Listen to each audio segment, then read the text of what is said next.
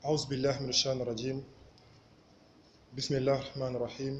الحمد لله والصلاة والسلام على رسول الله وعلى آله وأصحابه ومن تبعهم بإحسان إلى يوم الدين.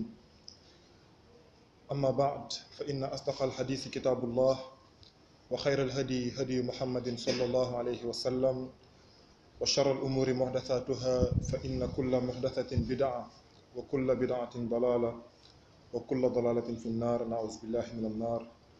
أيها الإخوة الكرام والأخوات، السلام عليكم ورحمة الله وبركاته.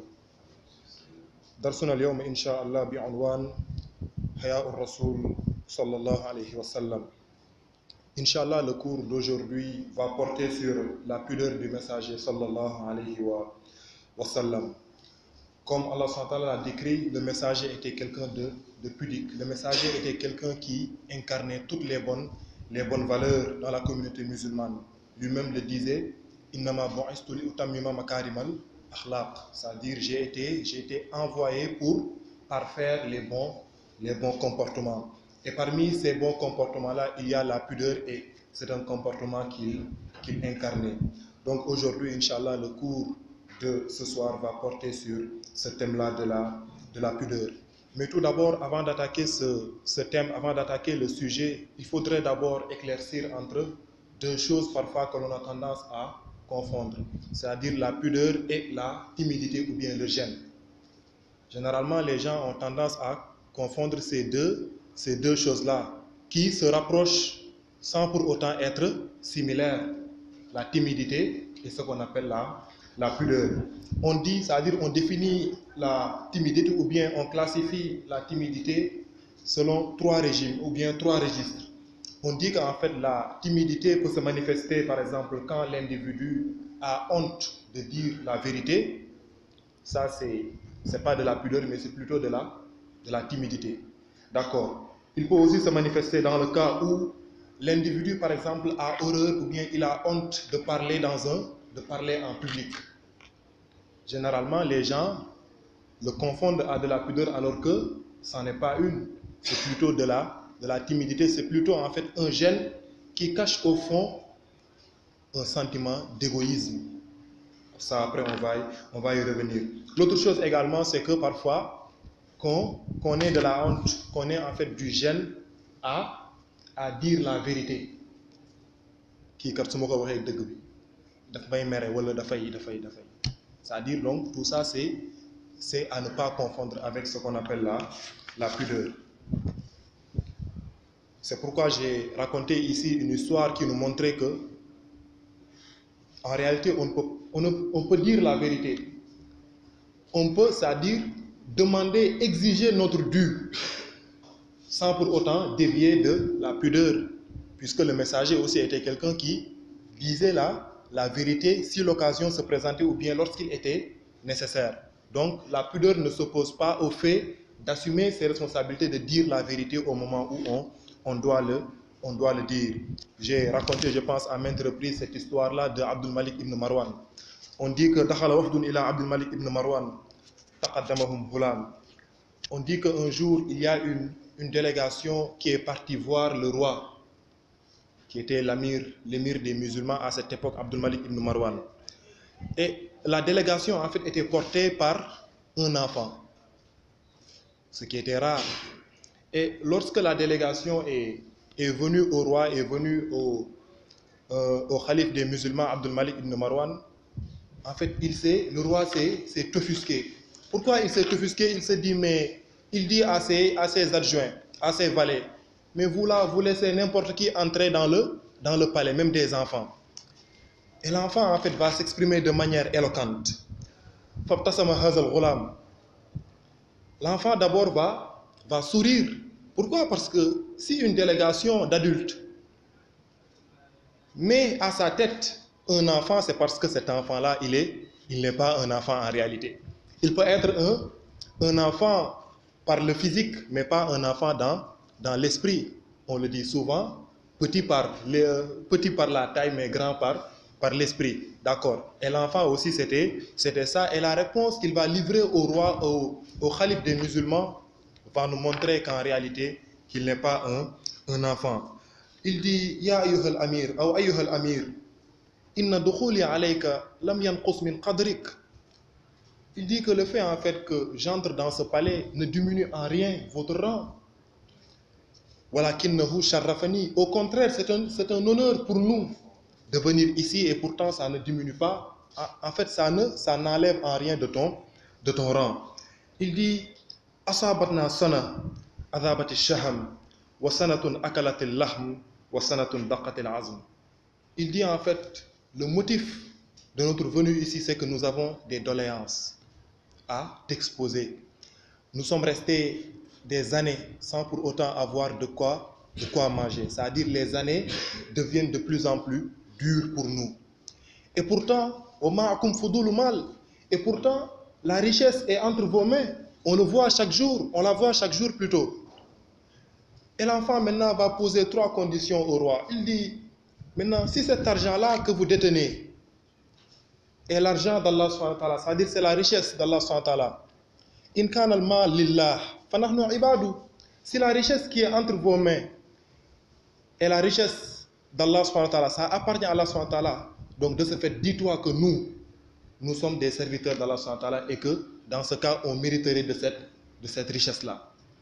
C'est la première condition, ou bien la première hypothèse. Il dit wa in kana lakum tasaddaqu alayna. Si cette richesse vous appartient, dans ce cas, dis-toi que nous sommes des nécessiteux et que tu dois faire l'aumône pour nous.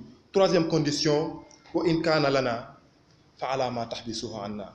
Et maintenant, si cette richesse-là, comme vous le dites, comme vous aimez à le dire, les dirigeants disent que l'argent qu'ils gèrent, c'est pour le peuple. Dis, si cet argent-là maintenant est pour le peuple, comment en fait c'est-à-dire à quoi bon le retenir jusqu'à ce que l'on vienne vous le demander. Et le roi, le calife des musulmans, Abdul Malik ibn Marwan, va en rire et dire Ma taraka lana hazal ghulam fi wahidatin uzra. Il dit cet enfant-là ne nous aura laissé aucun échappatoire. Il aura bouché toutes les portes. Donc ce n'était pas un enfant en réalité.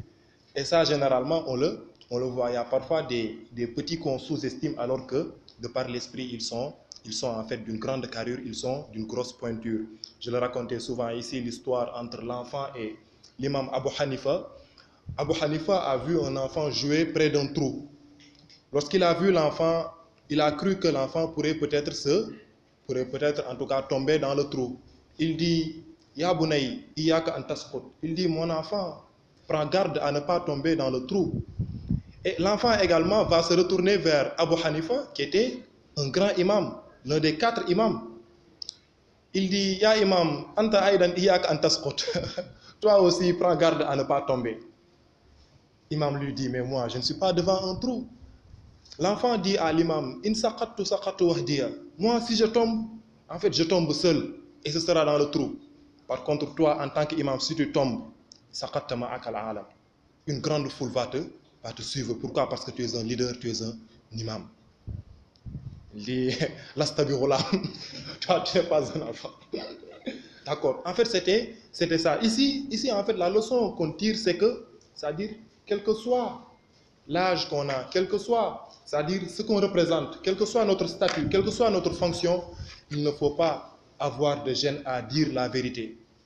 Il ne faut pas avoir de gêne à dire la vérité. Et ça, généralement, c'est l'erreur que font les gens. Ah, diw de kilifa la mom duma ko wax deug. Wala diw manam mënuma ko matuma ci mom sédé wala mënuma ko wax deug. Ça, en fait, le musulman ne doit pas le faire. Ou bien il ne doit pas avoir cette conception-là. Bien que il se doit en fait de trouver les meilleures manières pour les dire, mais à chaque fois, il doit avoir en tête que c'est un prêcheur de vérité, c'est un prêcheur en fait du bon message. Donc ça, en fait, c'était le premier aspect qu'il fallait montrer. On raconte aussi qu'il y a Omar ibn Khattab qui un jour passait auprès d'enfants et il passait auprès d'un groupe d'enfants qui était en train de jouer. Il y avait parmi ces enfants-là un grand compagnon du nom de Abdullah ibn Zubayr. C'était un enfant à cette époque-là, mais il va grandir, il va marquer l'histoire de l'islam, Abdullah ibn Zubayr. Et généralement, comme Omar avec sa présence, lorsqu'il traversait parfois les groupes d'enfants, les enfants fuyaient, les enfants se dispersaient. Bon, tellement il avait la personnalité, tellement il avait en fait c'est-à-dire une prestance. Et lorsque les enfants se sont dispersés, il en est resté un. C'était Abdullah ibn Zubayr. C'était un garçon très tenace et téméraire. Il dit, Ya Ghulam, Limalam tahrub ma'aman harab. Pourquoi tu ne fuis pas comme tes amis? En fait, Omar ne l'a pas dit pour se glorifier. Mais il voulait juste en fait connaître la réponse de cet enfant-là qui était très tenace et téméraire parce que sa réputation commençait à faire écho dans Médine. Il dit, mais pourquoi tu ne fuis pas comme tes camarades? L'enfant va livrer à Omar une réponse vraiment éclatante. Il dit à Omar, Lastu zaliman fa akhsha iqabak wa lasta musliman fa akhsha zulmak. Il dit déjà, je ne suis pas un fautif au point de craindre que tu me ramènes tu me corriges. Tu n'es pas également en fait un oppresseur au point que je te fuis. La voie est large pour toi comme tout aussi pour moi. Donc, est-ce que vous voyez? Et Omar a hoché la tête pour comprendre en fait qui était cet enfant-là dont on parlait. En réalité, ici, ce qu'on tire, c'est ce que je disais tout à l'heure. Quelle que soit la personne qui est devant toi, en fait, il ne faut pas avoir de gêne à dire la vérité. Ce n'est pas de la pudeur si on a ce gêne-là. Ça, c'est différent de la pudeur comme on le verra dans ce qui suit. Donc ça aussi, c'est important. Et on l'a vu en fait dans pratiquement les générations qui ont vécu avec le messager, les compagnons, mais également les tabi'in. Ils ont tous vécu ça. Ils n'ont jamais eu honte en face de personnalité parce qu'eux, ils avaient compris la différence entre ce qu'on appelait la pudeur et également le gêne ou bien la timidité. Ce même roi, ce même calife des musulmans qu'on parlait tout à l'heure, Abdul Malik ibn Marwan, un jour, il est parti au pèlerinage à la Mecque. À cette époque-là, il y avait un grand savant qu'on appelait Ata ibn Abi Rabah. C'était un grand savant. Et Ata, en fait, pour la petite histoire, Ata, c'était un esclave avant. C'était un esclave qu'on a libéré, qu'on a affranchi. Et pourtant, il est arrivé vraiment à un niveau de science au point que cette année-là, c'est lui seul qui avait l'habilitation à faire des fatwas, à émettre des fatwas. Ce n'était pas évident. Et ce jour-là, Amir al-Mu'minin, qui était à cette époque, Abdul Malik ibn Marwan, était accompagné de ses deux enfants. Et lorsqu'ils sont venus à la Mecque, ils ont trouvé Ata ibn Rabah. Et le roi, le calife, avait deux questions à poser à Ata ibn Rabah. Pourquoi? Parce qu'il était le seul habilité à répondre aux questions des gens. Ça, c'était en fait, à cette époque, c'était ça. Par exemple, lors de chaque pèlerinage, il y avait un savant qui avait l'habilitation à répondre aux questions des gens. Pourquoi? Parce qu'à cette époque, les gens venaient de partout. Les retrouvailles n'étaient pas aussi faciles qu'aujourd'hui. Donc les gens en fait réservaient des questions, préparaient des questions un an à l'avance. Pour qu'après ça dire, si quelqu'un va au pèlerinage, si quelqu'un en fait, ça doit partir au pèlerinage pour qu'on lui donne les différentes questions, qu'il les rassemble pour que, c'est-à-dire à la suite, qu'il le fait parvenir c'est-à-dire à celui qui devait faire les fatwas. Donc les gens réunissaient leurs questions et le donnaient à quelqu'un pour qu'il l'amène à la Mecque afin de recueillir des réponses. Cette année-là, c'était Ata ibn Rabah qui avait l'habilitation. Et le roi est venu et avait deux questions à poser au roi, à poser au savant Ata. Et il a trouvé là-bas un rang, un fil. Et il s'est mis dans le fil pour attendre son tour. Et Ata, en fait, c'est-à-dire lorsqu'il a vu, Ata l'a remarqué et pourtant, il l'a laissé dans son endroit, là où il est. Et pourtant, il reconnaît que ça, c'est le calife des musulmans. Aujourd'hui, si c'était nous, si le président venait à rentrer dans la mosquée, peut-être même que je vais lui donner ma chaise pour lui dire fais le cours, alors que je sais que pertinemment il ne peut pas le faire. En fait, c'est parce que, c'est-à-dire nous avons perdu beaucoup, en fait nous avons perdu nos repères. Nous avons en fait confondu la pudeur et, c'est-à-dire ce qu'on appelait la timidité ou bien le gêne de dire la vérité ou bien de faire en tout cas ce qu'on doit faire par rapport aux gens, qui qu'ils puissent être. Et ce jour-là, Abdul Malik ibn Marwan a attendu jusqu'à ce que son tour vienne pour poser sa question à Ata ibn Rabah. Donc ça, je pense que je l'ai dit ici à maintes reprises. J'ai compté l'histoire, donc je peux m'arrêter là. Donc en fait, c'était ça. Donc les musulmans, en tout cas les vrais musulmans, les compagnons ou bien même les tabi'in ne confondaient pas la pudeur et ce qu'on appelait la timidité ou bien le gêne. Et parmi maintenant les hadiths qui sont venus et les versets sur la pudeur, ce sont des hadiths et des versets nombreux. Le message Sassam nous dit Al-Haya shu'ba min shu'abil iman. Il dit que la pudeur fait partie, est une branche parmi les branches de la foi. Donc c'est une composante de la foi. On ne peut pas être quelqu'un, c'est-à-dire qui a une bonne foi en Allah subhanahu wa ta'ala, sans pour autant être quelqu'un de pudique. C'est impossible. Il le dit également Isalam tastahi fasna ma'shit. C'est-à-dire quelqu'un qui n'est pas pudique, il se livre à toutes sortes de choses. C'est-à-dire il peut faire ce qu'il veut. Il peut faire ce qu'il veut. Pourquoi? Parce que c'est la pudeur en fait quelquefois qui canalise l'individu à ne pas faire des ignominies, à ne pas faire des immensités. Donc le message le dit Isalam tastahi fasna ma'shit. Il le disait même dans un hadith plus global où il disait Innama adrakan nas min kalamin nubuwatil ula. Il dit les prophètes sont unanimes. Les prophètes en fait sont unanimes sur un propos, sur une parole, c'est que quelqu'un qui n'a pas de pudeur, celui-là, il peut faire ce qu'il veut. Donc, il dit que les prophètes sont unanimes sur ça. Et aujourd'hui, on le voit, le manque de pudeur qui règne dans ce pays, qui conduit les gens vraiment à dire parfois des choses qui étaient impensables il y a quelques années. Abu Saïd al-Khudri nous dit que Kana Nabi sallam, en décrivant le portrait du messager par rapport à la pudeur, il dit Kana Nabi sallam ashadda haya'an min al-ghazara. Il dit le messager était même plus pudique qu'une vierge. C'est-à-dire la pudeur du messager était plus prononcée que la pudeur même d'une vierge. Il dit encore wa iza kariha shay'un. Il dit quand il détestait quelque chose, c'est-à-dire on le remarquait à travers son visage. Donc le messager était quelqu'un de pudique. Donc il ne disait jamais quelque chose de mal, mais il le montrait à travers son visage, à travers son regard.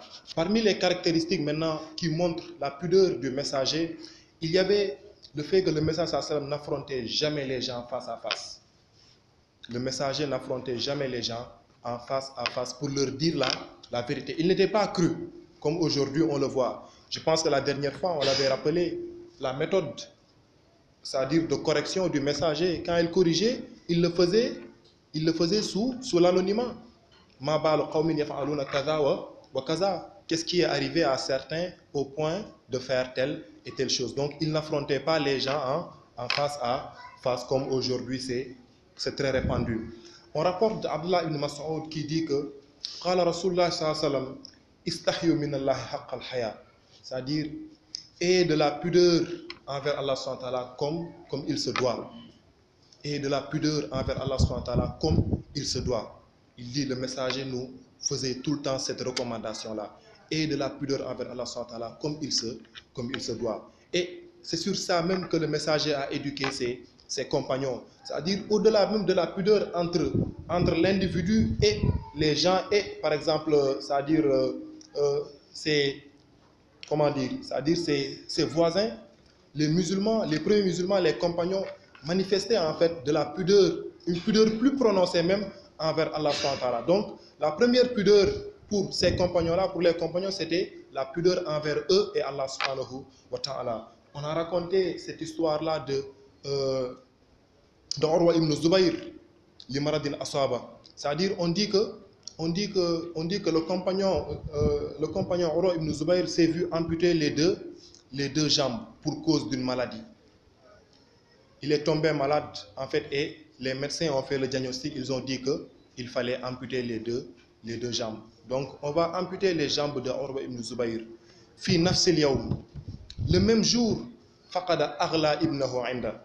Le même jour, on a amputé ses deux jambes, il va perdre également son fils le plus cher. C'est-à-dire le fils qu'il chérissait le plus. Le fils en qui il avait plus d'espoir. Il va le perdre le même jour.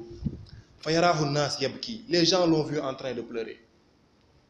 Ils se sont dit, Ya Urwa, atabki ala ma qadar Allah alayk. Est-ce que tu pleures en protestation de ce qu'Allah a décrété sur toi? Il pose la question parce que Les compagnons ne connaissaient pas ça. C'est-à-dire qu'Allah subhanahu wa ta'ala t'éprouve, tu patientes, tu persévères.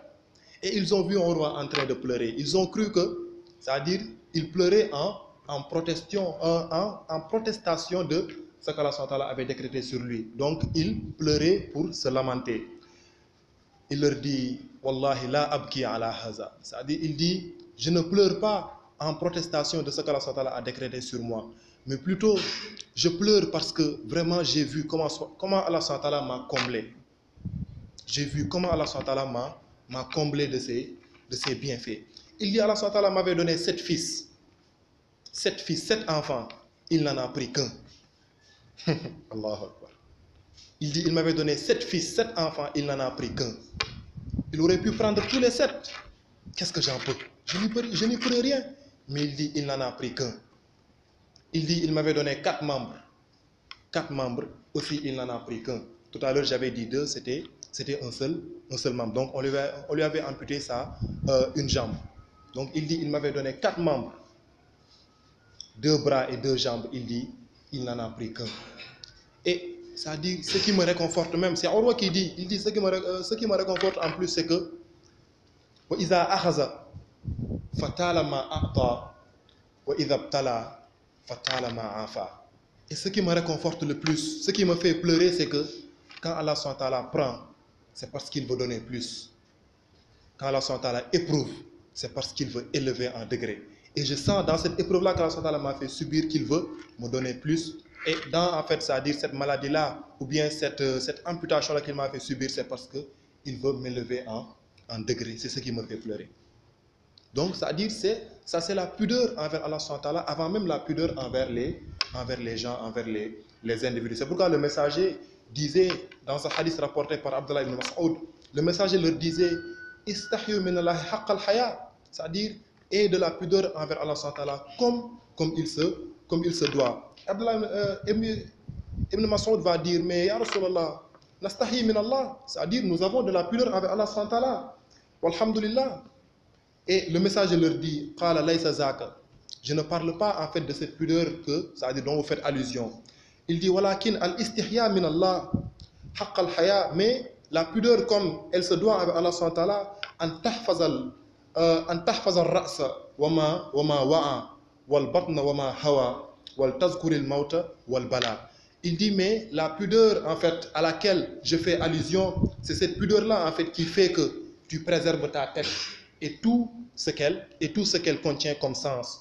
Tu préserves tes yeux de regarder quelque chose qui n'est pas licite. Tu préserves tes yeux de se lamenter, de sortir en fait des larmes de lamentation. Tu préserves également tes oreilles d'entendre quelque chose qui n'est pas bien, ainsi de suite. Donc il dit en fait c'est la pudeur à laquelle je fais allusion. Donc an tahfaz ar-ra's wa ma wa'a wal batna wa ma hawa wal tazkur al-maut wal bala, et que également tu te rappelles constamment de la mort et également de la vieillesse, de l'épreuve. Il dit Oman arad al-akhira taraka zinat ad-dunya. Celui qui désire l'au-delà se doit forcément d'être négligent, ou bien en tout cas de tenir en tout cas de manière très légère cette vie d'ici-bas.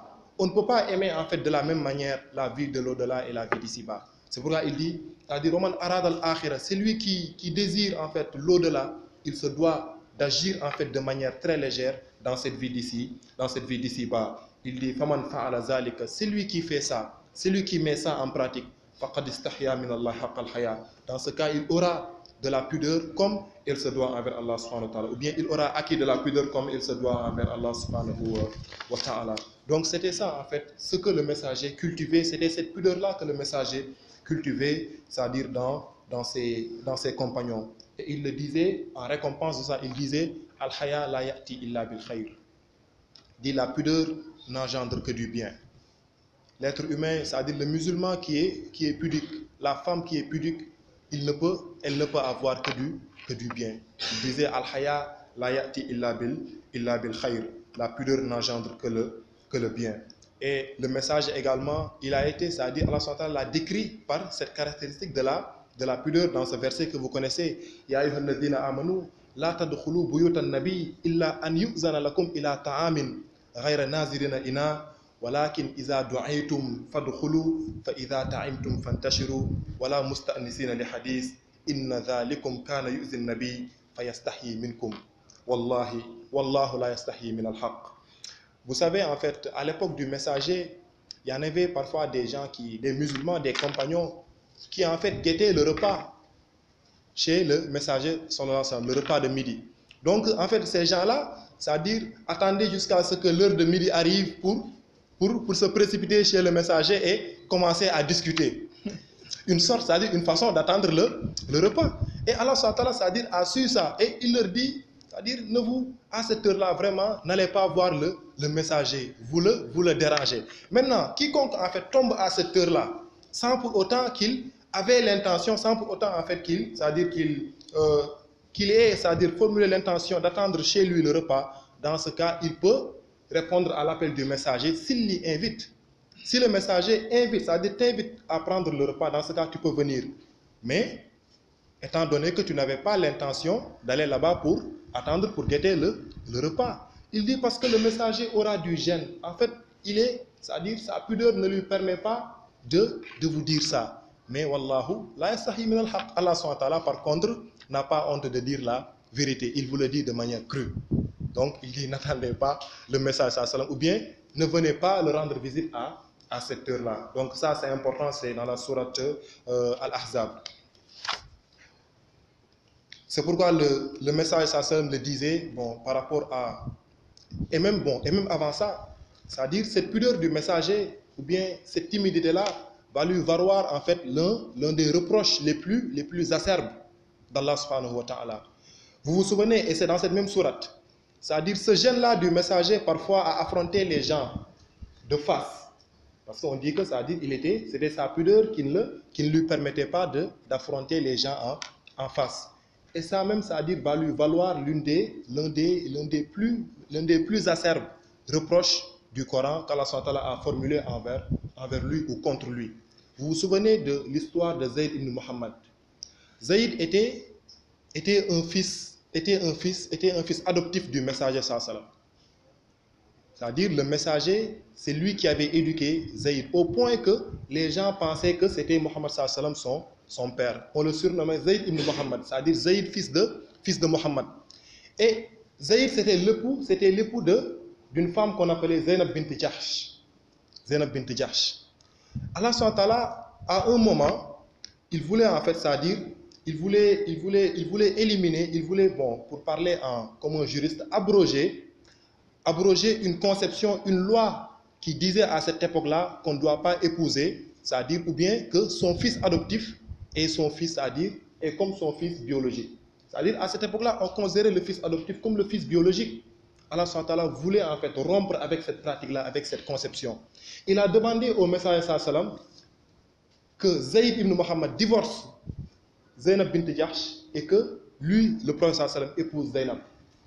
Et ça, c'était dur pour le messager. Pourquoi? Parce que il prenait en compte le regard des autres, le regard des gens qui étaient dehors. Et c'est-à-dire qui ne comprenaient pas la situation, et surtout les mécréants. Il se disait, ah, regardez, donc lui, il courtisait en fait l'épouse de son fils. Est-ce que vous voyez? Et le messager en fait a ressenti un gêne profond. Je vais laisser le frère faire l'appel, Inch'Allah, ensuite je reviens. Donc, je disais qu'en fait, la pudeur du messager va même l'amener, en fait, ou bien va même le plonger, en fait, dans un gêne qui va le valoir, en fait, l'un des reproches les plus acerbes qu'Allah a formulé à son égard. Donc, lorsque Allah lui a dit que Zayd ibn Muhammad, ou bien Zayd tout court, Zayd ibn Haris, va divorcer de Zaynab, et que toi, tu devras l'épouser. Lorsque le messager a eu écho de ça, et que le verset n'était pas encore révélé, il est parti voir Zayd. Et lui dit, Amsik alayka zawjak. Wattaqillah. Crains Allah subhanahu wa ta'ala et, c'est-à-dire, prends bien soin de ta femme.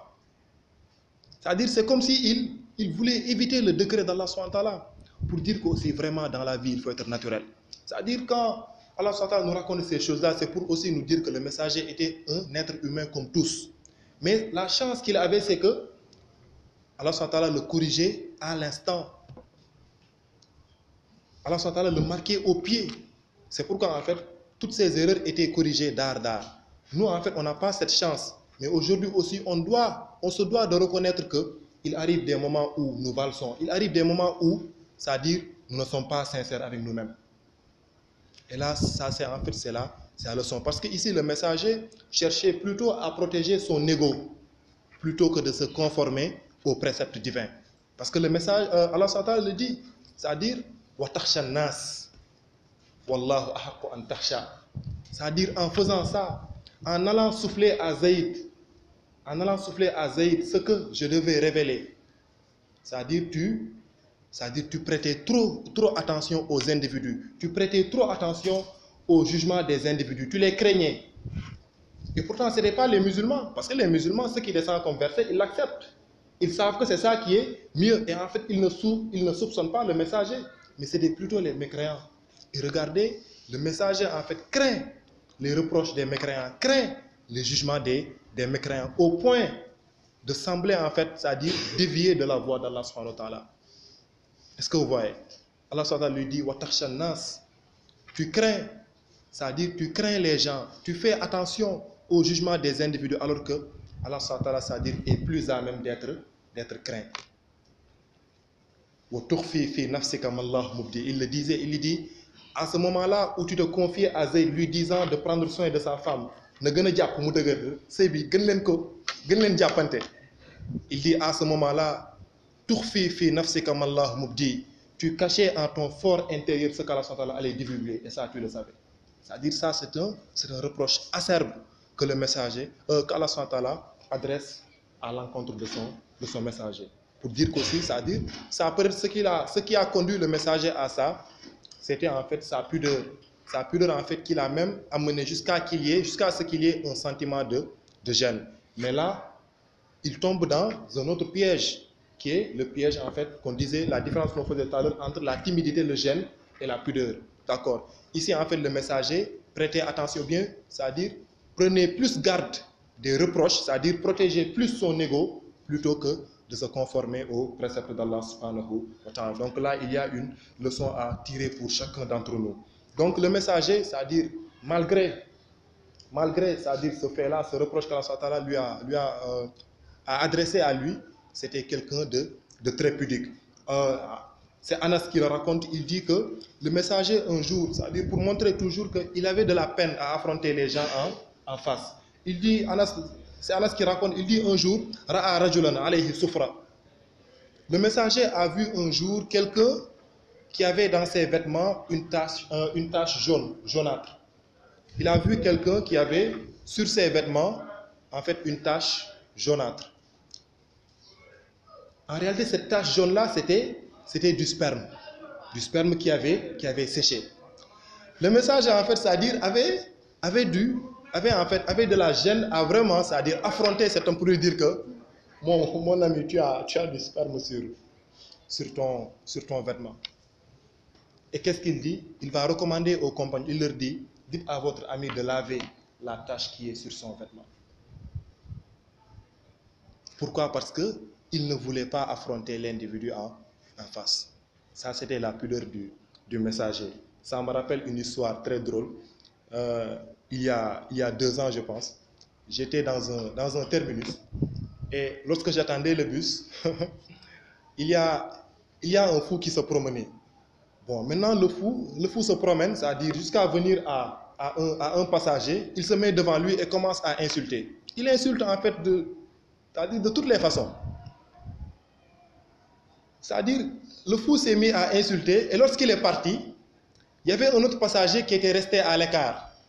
Il contemplait le fou, il le regardait. Et lorsqu'il est parti, il va se diriger vers l'individu, en fait, c'est-à-dire vers qui le fou était dirigé. Parce que le fou, il vient jusqu'à un passager et commence à insulter. Il n'insulte personne. Mais le fou là, c'est-à-dire l'autre passager qui était là-bas à observer, c'est-à-dire lorsque le fou est parti, il vient vers l'autre passager qui était en face du fou, il lui dit, pardonne-lui, il t'a insulté. Il faut le pardonner. C'est toi qui l'as insulté. Et les autres passagers lui disent, mais toi, tu veux créer un problème ici? C'est un fou, il l'insulte. Et toi, tu dis que c'est lui qui l'a insulté. C'est toi qui veux l'insulter. Est-ce que vous voyez?